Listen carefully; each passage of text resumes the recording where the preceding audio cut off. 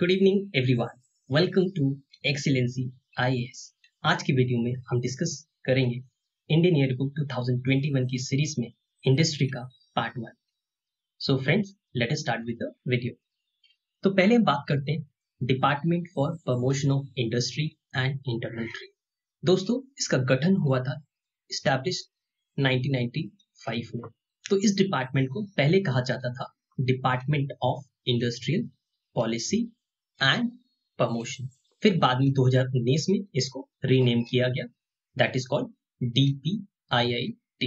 दोस्तों, इसका फंक्शन क्या है? इसका फंक्शन ये है कि formulation and implementation of the industrial policies और स्ट्रेटजीज डिजाइन करना है फॉर द इंडस्ट्रियल डेवलपमेंट। इससे जो हमारी कंट्री के जो डेवलपमेंट नीड्स हैं, हमारी कंट्री को जो ऑब्जेक्टिव्स चाहिए, इसके थ्रू इसकी पूर्ति होती है।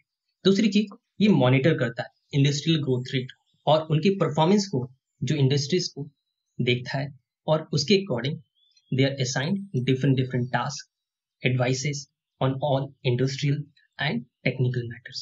इसके अलावा दोस्तों, हमने सुना है फॉरेन डायरेक्ट इन्वेस्टमेंट की जो पॉलिसीज होती हैं, प्रमोशन होती है, approval and facilitation of FDI, इसके थ्रू ही होता है DPIIT। And also this formulation of policies relating to intellectual property rights such as patent right, trademarks, industrial designs and geographical indications। दोस्तों, ये हम सारी टर्म हम इंडियन एक्सप्रेस के paper में, हिंदू पेपर में generally all this terms used to be there. Now we will go to the next topic. Next हम जो बात करेंगे, we are going to talk about national manufacturing policy. इसमें ये रखा गया कि जो हमारा मैन्युफैक्चरिंग का शेयर है उसको करना है GDP में 25%। और इसमें बात किया गया कि there is going to be 100 million jobs आने वाले टाइम में ये क्रिएट करेगा। This policy makes the central government that it is going to make a enabling policy framework, it is going to provide initiatives for infrastructure development on public private partnership basis, और this can be done by appropriate financing instruments, and with that state governments will be encouraged to adopt all the various instrumentalities provided in it for the national manufacturing policies. Now friends, we are going to look on national investment and manufacturing zones। ये क्या होते हैं? इसका basically हम इनको consider करते हैं ऐसे लार्ज इंटीग्रेटेड इंडस्ट्रियल टाउनशिप्स, तो जिसमें हम फोकस करते हैं with the state of the art infrastructure. Land use को कैसे यूज करना है, उसको कैसे क्लासिफाई करना है on the basis of zoning. Then clean and energy efficient technology पे जोर दिया जाता है। Then we also talk about importance of social infrastructure, skill development facilities. तो इन सारी चीज आने से क्या होता है, it is going to provide a very conducive environment for the manufacturing industry. तो ये सारा पर्पस होता है national investment and manufacturing zones का। दोस्तों, अब हम बात करेंगे फॉरेन डायरेक्ट इन्वेस्टमेंट पॉलिसी। तो foreign direct investment policy DPIIT is the nodal department for the formulation of policy on foreign direct investment. इसका थोड़ा सा हमने स्टार्टिंग में डिस्कस किया था। It is also responsible for the maintenance and management of the data on inward FDI, जो FDI India में आती है, and also based on the remittances. और रिमिटेंसेस कौन रिपोर्ट करता है? That is reported by RBI। Now DIPP, ठीक है, that is department of industrial policy and innovation. तो हम इसको कहते हैं, this is called a single point interface.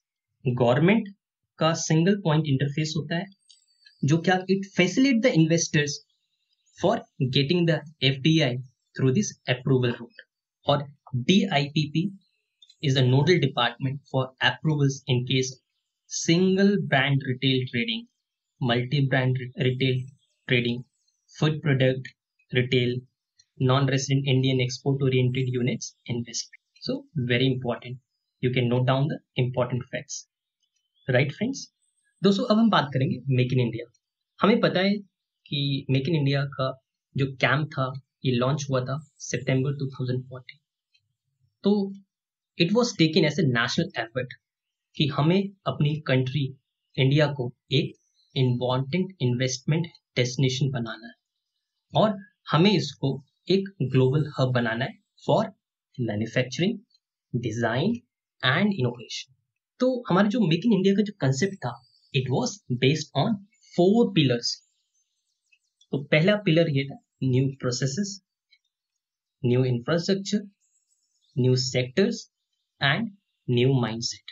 तो इसके बाद एक्शन प्लान डिजाइन हुआ and these action plan were put in place for 21 sectors such as covering infrastructure, manufacturing and services.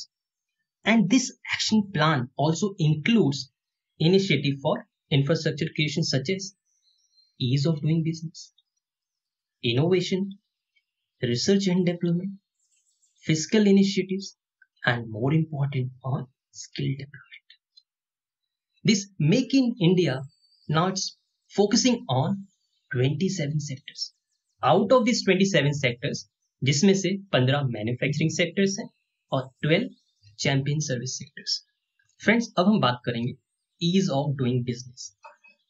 अगर हमें अपनी कंट्री का बिजनेस एनवायरनमेंट इंप्रूव करना है तो इसके लिए हमारा जो DPIIT it has taken a number of measures और उन measures को बड़ा सिंप्लीफाई कर दिया गया, रैशनलाइज किया जो रेगुलेटरी प्रोसेस है। जब हम रेगुलेटरी प्रोसेस की बात करते हैं उसमें बात करते हैं रजिस्ट्रेशन एंड इंस्पेक्शन प्रोसेस, और हम इसमें इंफॉर्मेशन टेक्नोलॉजी लेके आए। तो इन सारी चीजें आने से क्या हुआ, जो हमारा गवर्नेंस है, सिस्टम है, वो मोर एफिशिएंट एंड इफेक्टिव हो गया। अभी दोस्तों इंडिया का जो रैंक है ये 63rd आया है ईज ऑफ डूइंग बिजनेस में।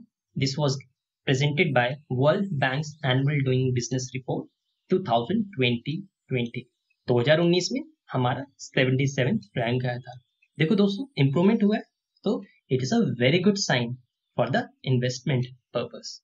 तो दोस्तों अब थोड़ा हम जानेंगे ये जो डूइंग बिजनेस रिपोर्ट है इन किन चीजों पे काम करता है। तो इसका जो मेन फोकस होता है on the basis of distance to frontier.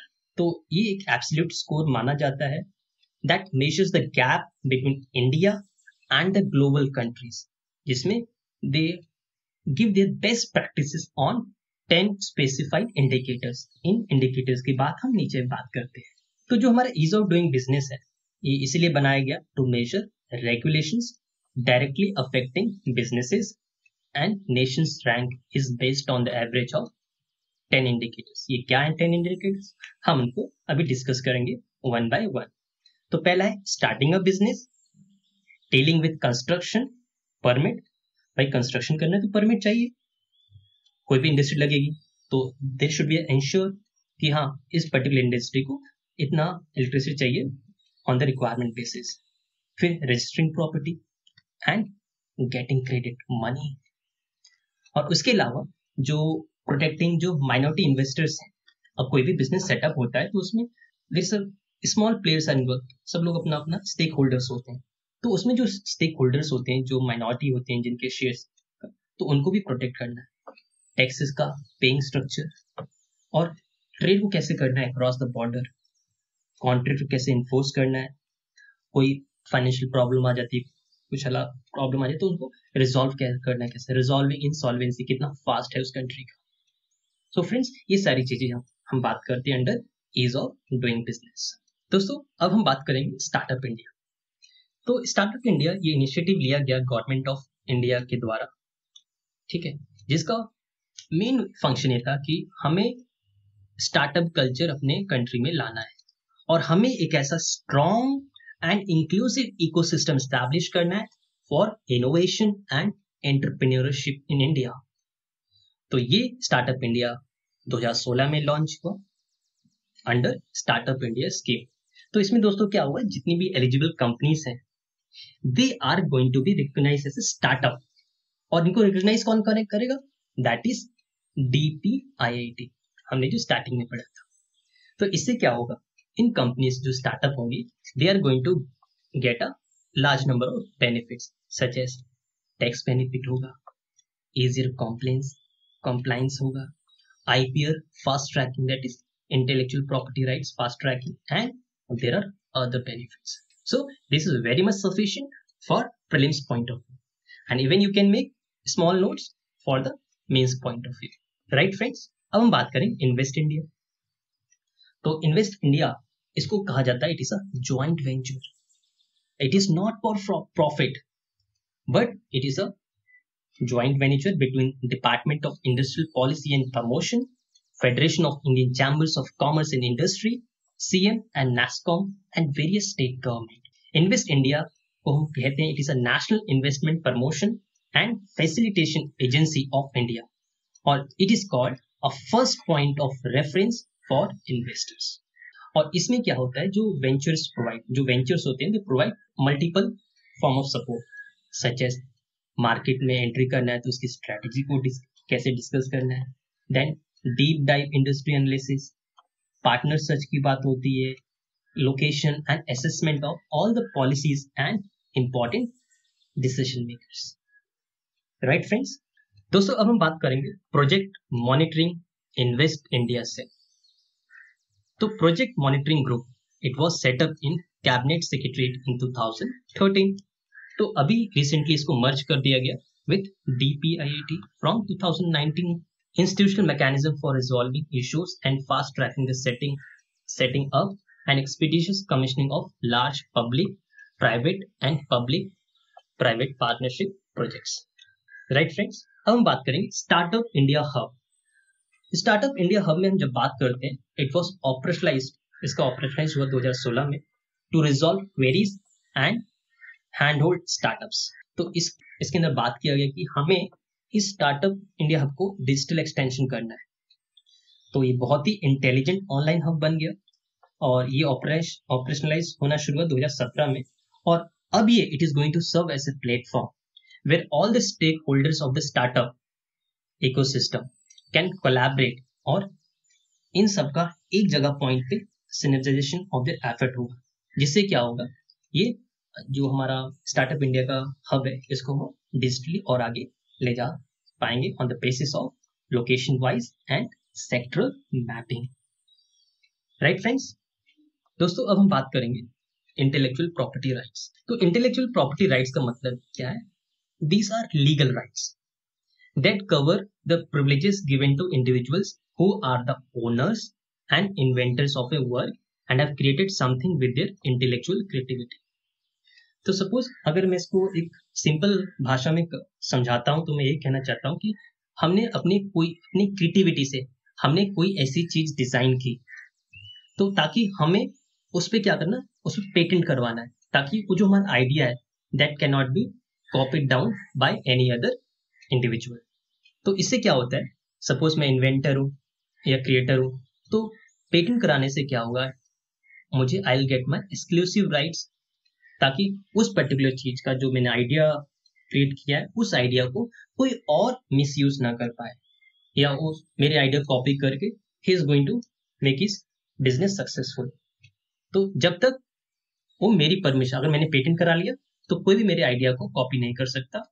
That is my right under intellectual property rights.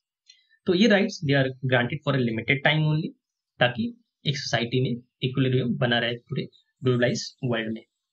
World intellectual property day it is celebrated on 26 April every year. तो दोस्तों जो इंटेलेक्चुअल प्रॉपर्टी राइट्स की बात करते हैं हमारे इंडिया में, इसको कौन देखता है? DPIIT is the nodal department for administration of various laws related to intellectual property। जितने भी लॉस होते हैं ये सारा देखता है। अच्छा दोस्तों, अब हम कुछ बात करेंगे कि जो हमारा इंटेलेक्चुअल प्रॉपर्टी राइट्स होता है इसमें किस टाइप की राइट्स होती है।